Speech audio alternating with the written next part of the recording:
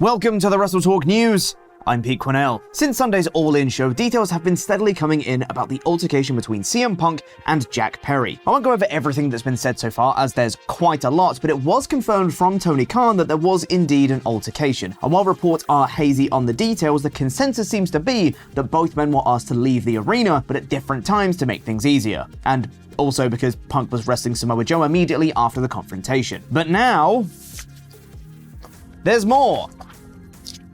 This, of course, isn't the first time Punk's been involved in some controversy backstage in AEW, and it seems his frustration has grown, as Fightful Select is reporting that following the incident, Punk and Tony Khan haven't had much communication, but Punk has gone as far as to say that he hates this place due to the constant drama and controversy. However, Fightful Select also notes that many others in AEW have said that Punk is plenty responsible for those issues. PW Torch adds to this, saying that in the heat of the moment immediately after the altercation, Punk threatened to quit AEW, which led to fears that Punk's match may not be able to go ahead. However, Punk reportedly composed himself and had the match as planned. But regardless of whether he wants to be there or not, he may not have a choice, as according to Brian Alvarez on X, the belief within AEW is that Punk and Jack are both suspended pending the results of an investigation, which would mean neither will work All Out. Which is pretty huge considering All Out will be in Chicago this Sunday, and there's probably quite a few Punk fans in that city who bought tickets under the assumption they'd be seeing Punk wrestle. Adding to Punk's frustration over the weekend could have been his travel too, as House of Wrestling is reporting that nobody from AEW met CM Punk at Heathrow Airport when he landed in the UK. There was also reportedly no car service to take him to his hotel, and the number he'd been given to contact the driver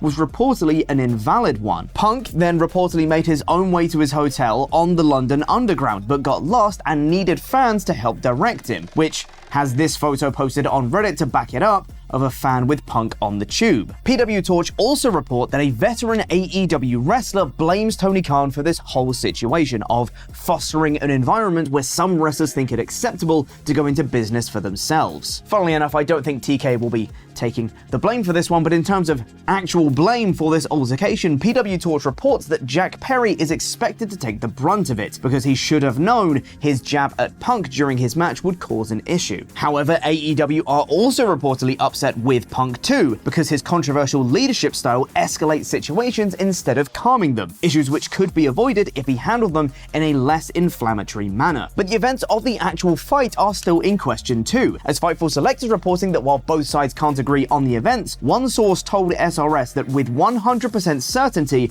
Jack Perry didn't throw the first punch. Punk shoved him and put him in a choke. This of course changes depending on who you ask, whether Punk did in fact act first and whether it was a shove, a pie face, or throwing a punch. I'm sure we'll get confirmation come Dynamite or Collision at the latest as to the suspension status of both of them, as you'd think Punk at the very least would be penciled in for the Chicago show. But if he does get suspended and has to drop the real AEW championship, I can't wait for him to come back with the real AEW championship. And now we have a special message from Turbo Jake. Oh yeah, well if you're so tough, why don't you come here? Oh hey, I'm 80s Wrestler Turbo Jake, and did you know that we got a Patreon page? And if you go there, you can get your own shoutouts, like these wonderful pledgehammers. It's patreon.com/WrestleTalk. So it's time to say thank you to Abominable, Michael Abbott, The Machine Gun, Alex Anderson, The Roller Coaster, Robert Acosta, The Black Plague, Butch Rosser, Champion, Zero Fear, Hitman Soul, The Venerable, Jesse Venable, The Cleaner, Kenny Shaw, the British Bulldog, Philip Boy J. Smith Jr., and WrestleTalk's personal ring announcer, Rodrigo Benitez. You can get your own shout out by visiting us at patreon.com/WrestleTalk today. Link is in the description. Go do it. You can get your name read out like this. You want to damage my throat more? Do it. So now it's time for my review of Monday Night Raw, aka the Insert Joke Here edition of Monday Night. Oh, I didn't insert a joke there, which in itself is a very funny joke because not a lot happened on this episode of Raw.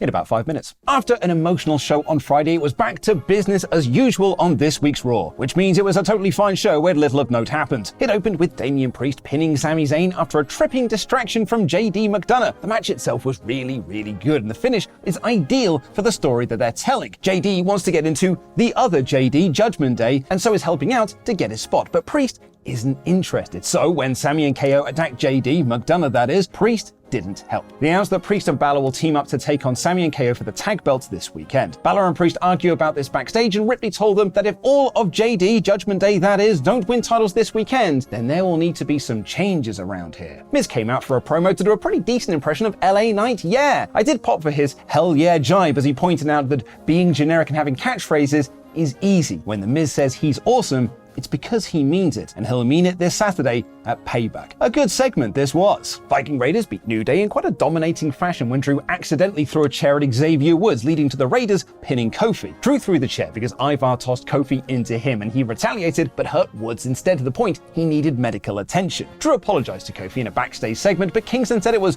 all cool and he understands that he wasn't aiming for Woods. Drew and Riddle will team up next week to take on the Raiders. We got that beautiful tribute to Bray Wyatt, and I'll be honest, it still doesn't quite feel real, and I'm still quite emotional about it. I have not processed this yet. Ludwig Kaiser and Chad Gable were having a great match until Giovanni Vinci jumped in and caused a DQ, and they announced that next week it will be Gunther versus Gable for the IC belt. Seth Rollins came out for a promo, cutting right to the chase to call out Shinsuke Nakamura. Instead, Nakamura cut a similar video promo to the one he did last week, which was just as cool the second time round. It was made to look like Nakamura wasn't in the building, which made his surprise attack on Rollins, where he focused on his back, all the better. A pretty underwhelming go-home segment for your world title, but yeah, it was okay. After a couple of weecks of DIY teasers, Tommaso Ciampa had a match where he beat Bronson Reed.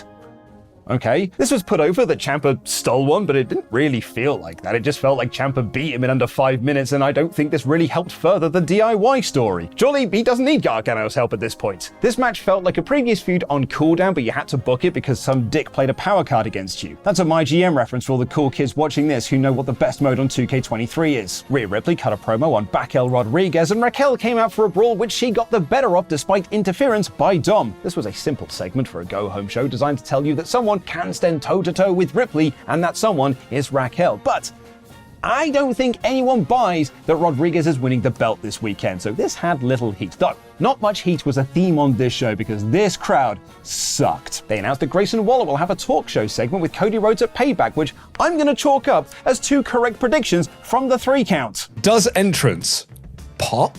More talk shows. The teary tributes continued as we got a superb one for Terry Funk. There really is no one better in this game at doing video packages like WWE, and I really appreciate their tribute videos. And the main event saw Becky Lynch beat Zoe Stark ahead of her steel cage match with Trish Stratus this weekend. The match was built around the idea that Trish can't run away from Becky this weekend and Zoe won't be able to help out. Not that Becky needs to worry about that, because Trish went through a table and Becky basically won a 2-on-1 handicap match. While the match itself was decent, I don't think it was very effective in building interest in what is already quite a cold feud that has, unwittingly and not their fault, overstayed its welcome. And that was the show, and it was fine, wasn't it? I mean, what else do you want me to say? Some of the wrestling was really good, and I always appreciate good wrestling, but we're basically in the same position as we were last week, and that show didn't move anything either. The post-SummerSlam lull is real, and Raw in particular feels like it's spinning its wheels. This was a fine 3 out of 5 show. And if you like my very correct predictions about Waller and Cody, check out the latest Payback 3 count, where I'm sure I got loads of other things right, which I'm going to watch with British wrestling legend Kendo Nagasaki. Count, the show where we predict every WWE superstar's Payback 2023. And